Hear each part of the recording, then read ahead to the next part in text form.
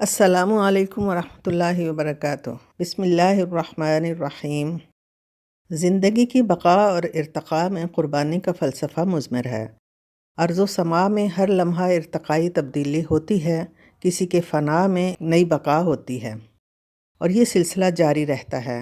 انسانی جسم کے اندر اندرونی نظام میں ہر آن کچھ قربان ہوتا ہے تو ایک نئی جہت سامنے آتی ہے۔ انسان اسی طرح عمر کی منزلیں طے کرتا ہے۔ بچپن کی معصومیت قربان کر کے جوانی کا ولولہ پاتا ہے، جوانی قربان ہوتی ہے تو بزرگانہ دانش نصیب ہوتی ہے۔ ہر کامیابی قربانی مانگتی ہے۔ کامیابی کی نوعیت بتاتی ہے کہ کتنی قربانی درکار ہے۔ محبت کے دعوے دار کتنی قربانی دے سکتے ہیں۔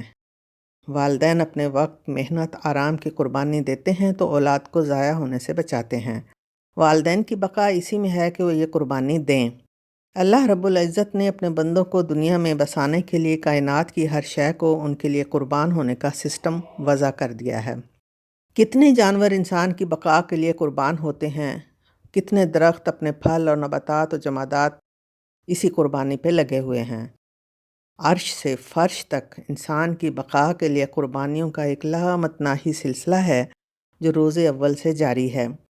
یہ اللہ رب العالمین کی اپنے بندوں سے محبت ہے کہ اس نے ساری کائنات انسان کے لیے مسخر کر دی، پھر اپنے پیارے بندے سے یہ مطالبہ رب کا برحق مطالبہ ہے کہ تو صرف میرا ہو جا۔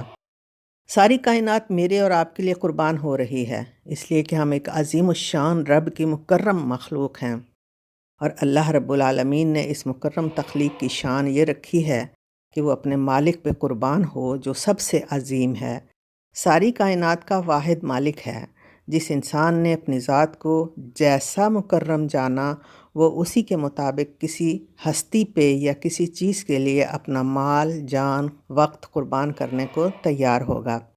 جس نے اپنی نفسانی خواہشات کو اہم جانا، وہ اسی کے لیے اپنا وقت، جان، مال قربان کر رہا ہوگا، اور جس نے اپنے رب کو اہمیت دی، وہ اس کی راہ میں قربانی کا جذبہ رکھے گا۔ جان قربان کرنا قربانی کا اعلیٰ درجہ ہے۔ عید قربان پہ جانور قربان کرنا دراصل ایک کنایہ ہے کہ اے محبوب حقیقی، ہم تو آپ کی عنایات کے بدلے میں جان بھی قربان کر دینے کو تیار ہیں، یہ جانور کیا چیز ہے؟ سوال یہ ہے کہ ہم نے اپنی قربانیوں کا محور کس کو بنایا ہوا ہے، اپنے نفس کی خواہشات کو یا اللہ کی رضا کو؟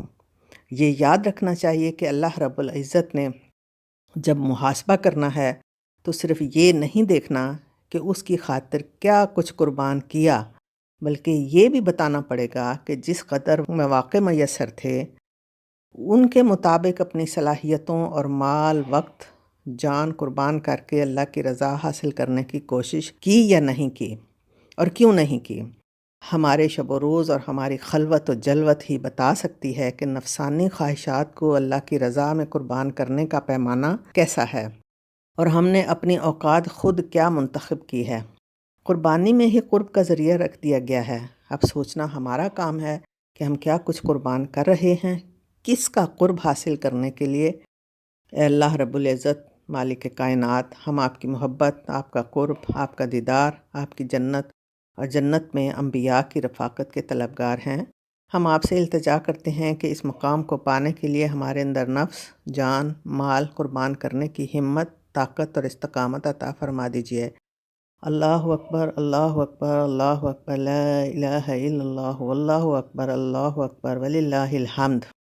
اللہ اکبر، اللہ اکبر، اللہ اکبر، لا الہ الا اللہ، واللہ اکبر، اللہ اکبر، وللہ الحمد۔ اللہ اکبر، اللہ اکبر، اللہ اکبر، لا الہ الا اللہ، واللہ اکبر، اللہ اکبر، وللہ الحمد۔ سبحانک اللہم و بحمدک، نشہد ان لا الہ الا انت، نستغفرک و نتوب الیک۔ والسلام، دعا کی طلبگار بشریٰ تسنیم۔